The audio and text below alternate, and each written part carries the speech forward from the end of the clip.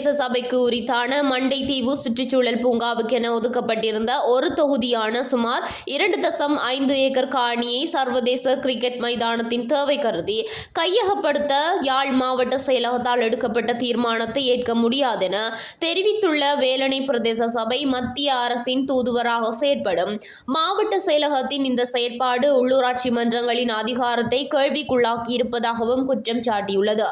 குறித்த விடயம் தொடர்பில் வேலணை பிரதேச சபைக்கு ஜனவரி 15ஆம் தேதியன்று தீர்மானம் எடுக்கப்பட்டதாக கூறி யாழ் மாவட்ட செயலகத்தால் கடிதம் ஒன்று அனுப்பி வைக்கப்பட்டுள்ளது.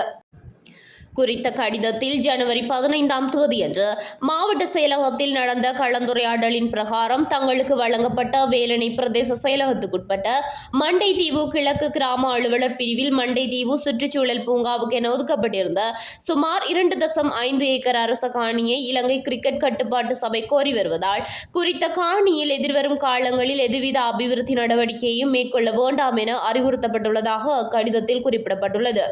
இவ்விடயம் தொடர்பில் சபைக்கு தவிசாளர் தெரியப்படுத்தி கருத்து கூறுகையில் வேலணை பிரதேச சபையானது ஒரு வருமானம் குறைந்த சபையாக இருக்கின்றது. நாம் சர்வதேச மைதானத்தை வரவேற்கின்றோம். அதே நேரம் எம்மிடம் இருக்கும் வளங்கள் முழுவதையும் கிரிக்கெட் கட்டுப்பாட்டு சபையிடம் கொடுக்க முடியாது.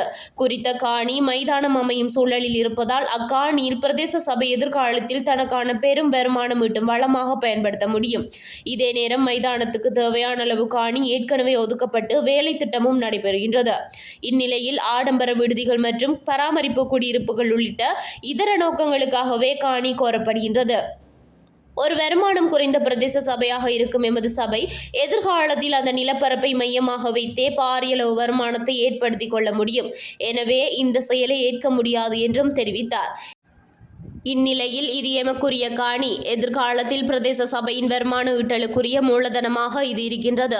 எனவே வேலணை பிரதேச சபைக்கு உரித்தான காணி என்பதால் சபையின் எதிர்கால நலன் கருதி எந்த ஒரு சந்தர்ப்பத்திலும் குறித்த காணியை நாம் வேறு ஒருவருக்கு வழங்கும் நிலையில் நாம் இல்லை என்றும் அதை தீர்மானமாக முன்மொழிந்து சபையில் தீர்மானம் நிறைவேற்றப்பட்டது.